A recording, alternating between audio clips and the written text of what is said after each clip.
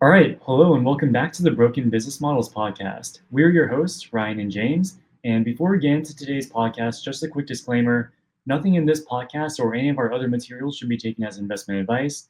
James or I could have positions in any of the stocks we may mention today, and we reserve the right to change those positions at any time. So make sure to always do your own work and consult with a professional before making any investment decision. With that being said, the topic of today's video is going to be the company FuelCell Energy, which is a company that is involved in the hydrogen fuel industry.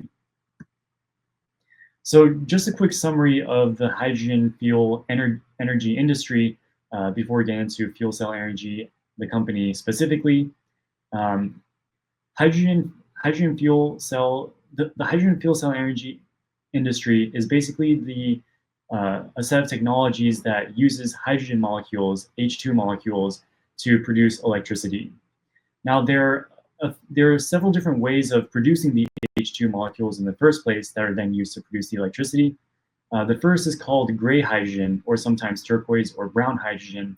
And this way of creating H2 molecules actually involves using fossil fuels, usually something like natural gas or methane, and splitting those molecules into H2 and other molecules like carbon dioxide and carbon monoxide. So this way of creating hydrogen molecules is not clean.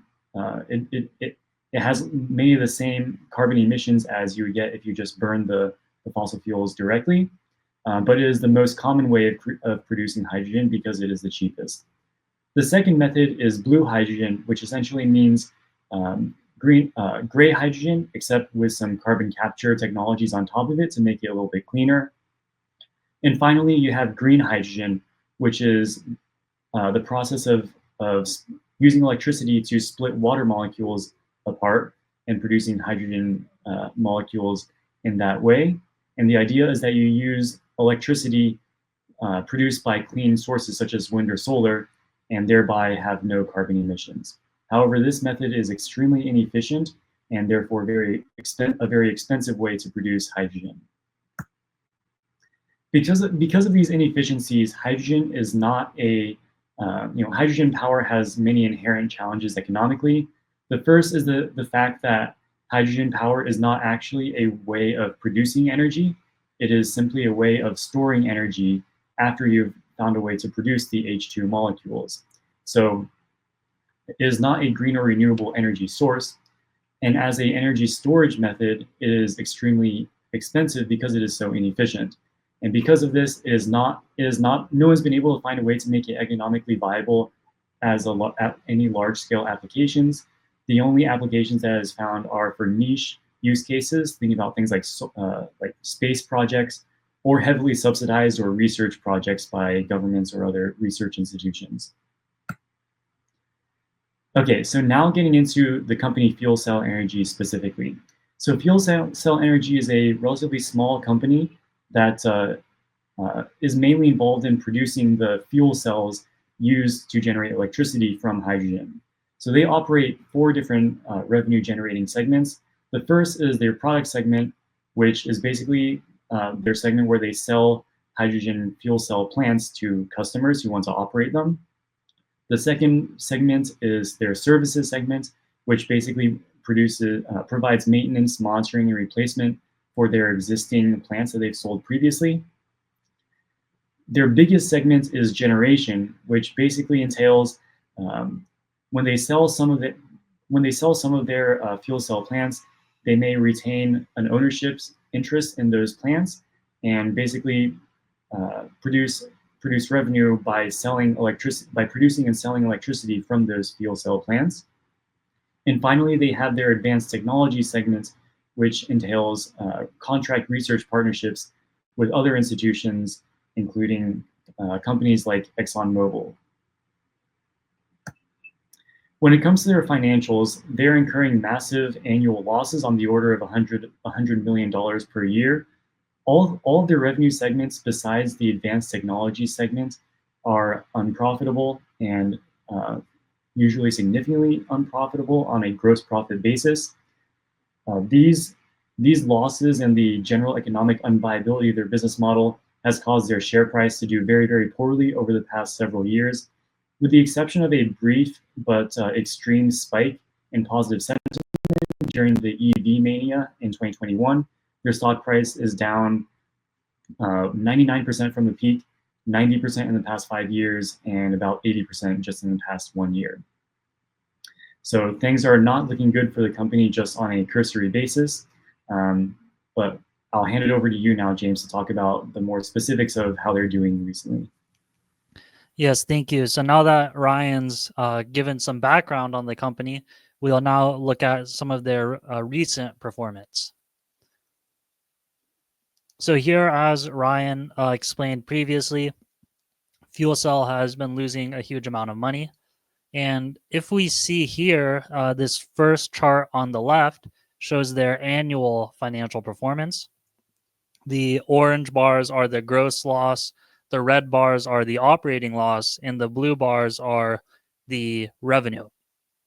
So we can see that back in 2019 through 2021, they were generating about 60 to 70 million dollars per year. In 2022, the revenue increased massively to around 130 million dollars per year, and it's been kind of slowly declining since then. So why did the revenue increase so much in 2022? Well, the reason is because historically, FuelCell has generated a significant portion of their revenue from South Korea. And the reason being is that South Korea has some very specific government regulations where the government requires utility companies to produce a certain percentage of their electricity using new or renewable sources. Within the new or renewable sources, you can choose, to use solar power, wind power, etc. But you can also choose to use fuel cell power. And using hydrogen fuel cell energy generation, that counts towards your quota of producing new or renewable electricity sources. So because of that, because of basically this government mandate, a lot of utility companies in South Korea have pursued fuel cell technologies, and that's why FuelCell, the company, has made a lot of money or generated a lot of revenue selling their fuel cells in South Korea. Now, they used to have a partnership with a South Korean conglomerate called POSCO, and POSCO kind of licensed FuelCell's technologies to deploy them into South Korea. Now, in the late 2010s, like around 2018, 2017, 2018 kind of period, there were a huge amount of problems between FuelCell Energy and POSCO in their partnership. POSCO was accusing FuelCell that their technology was faulty and not working, and they weren't making the contractual, and because of that, they weren't making sort of the contractual payments that they were supposed to make to FuelCell. FuelCell Energy was upset about that, so countersued POSCO. It was a whole legal mess, right? So from kind of 2018 through 2021, FuelCell was engaged in this very complex litigation with POSCO. As a result of that ongoing litigation, FuelCell Energy was not allowed to sell their fuel cells directly into South Korea because that was precluded by some of the previous agreements they had with POSCO. Then finally, in 2022, they got their legal issues with POSCO resolved, and they once again were allowed to start selling their fuel cells directly in South Korea, which was, one of their biggest markets. That's why there was such a massive increase in revenue in 2022, because they resolved the litigation with POSCO and were finally allowed to re-enter the South Korean market. Despite having this massive increase of revenue by re-entering South Korea, their operating losses actually got worse since then. And the main reason is because they have, always been losing money, and they are incurring a gross loss on most of their sales that they make. So the fuel cells that they create and sell to South Korea, they're actually selling them below cost. And that's kind of what they've always done. So just because the revenue is going up, that's not actually a good thing if they're losing money on that revenue. So see, the losses are getting worse. Now, over the past couple of years, revenue has been declining. And it's like from 2022, when they re-entered South Korea, that's when they had peak revenue. But over the next 2 years, revenue has been slowly declining. However, if we look at the quarterly charts of their quarterly revenue, in the most recent quarter, which is the quarter ended October of 2024, their revenue surged. It almost doubled from the prior quarter. So it does look like they are finally starting to gain some traction. So how is it the case that the revenue increased so much in the most recent quarter? Well, here we have a short explanation in their earnings release. In the fourth quarter, our revenue more than doubled year over year, mainly driven by module sales to the Gyeonggi Green Energy Co. Limited in South Korea. So the Gyeonggi Green Energy Co. That's one of the largest fuel cell power plants in South Korea. As we explained earlier, the South Korea has very specific kind of regulations which sort of mandate that their utility companies build these fuel cell power plants. And FuelCell had created the FuelCell Energy. They created the fuel cells that power this plant. And in these fuel cells, there are these modules that wear out over time and have to be replaced. So in the fourth quarter, there happened to be a lot of these modules that needed to be replaced. And FuelCell Energy sold those replacement modules to Gyeonggi and generated a lot of revenue. So that explains why the revenue increased so much versus the prior quarter.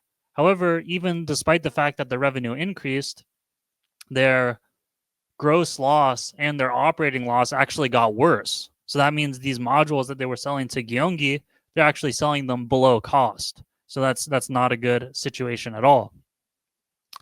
Now, then here's a statement from FuelCell Energy's CEO saying, looking ahead, we believe that global demand for energy remains strong in markets around the world, driven by data centers, AI, cryptocurrency growth, and the need for more resilient and reliable grids and carbon recovery and capture.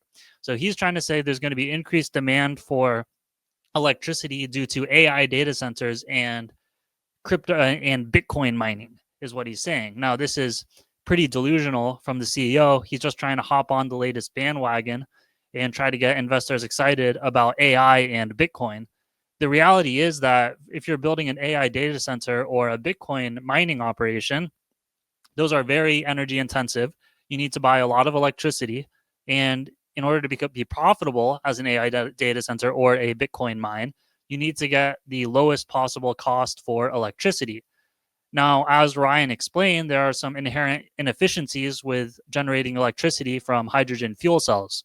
So if your goal is to get the cheapest electricity, fuel cells are not a good option. The only way that FuelCell Energy could generate any revenue by selling electricity to, Bitcoin miners or AI data centers is if they sell the electricity at below their own cost, which is what they historically have done. So, the CEO talking about AI and Bitcoin mining does nothing to change the fundamentals that their technology is not economically viable.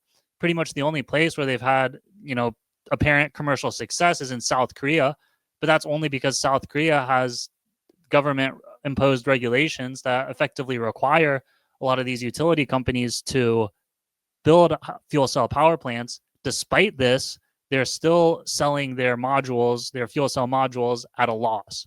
So this, over the years, it's just been proven that the fuel cell technology is not economically viable, and there's really no path for FuelCell Energy to be able to turn things around. And also, as Ryan explained earlier, back in 2021, if you remember, that was around the time that Nikola was going public. There was massive speculation around electric vehicles, hydrogen, etc. And during this giant kind of investor excitement, there was a lot of hype also around FuelCell Energy because they are involved in the hydrogen industry. So the share price surged, and the surge in the share price was not related to any fundamental improvements in FuelCell's business operations. It was purely the result of investor sentiment at the time. And FuelCell took advantage of this massive rally in their stock price to issue a lot of shares to raise capital. And it's kind of interesting if we look at a chart of their cash on hand, it's kind of similar to the chart of their stock price. So back in 2019, before this pump in the share price happened, they had very little cash.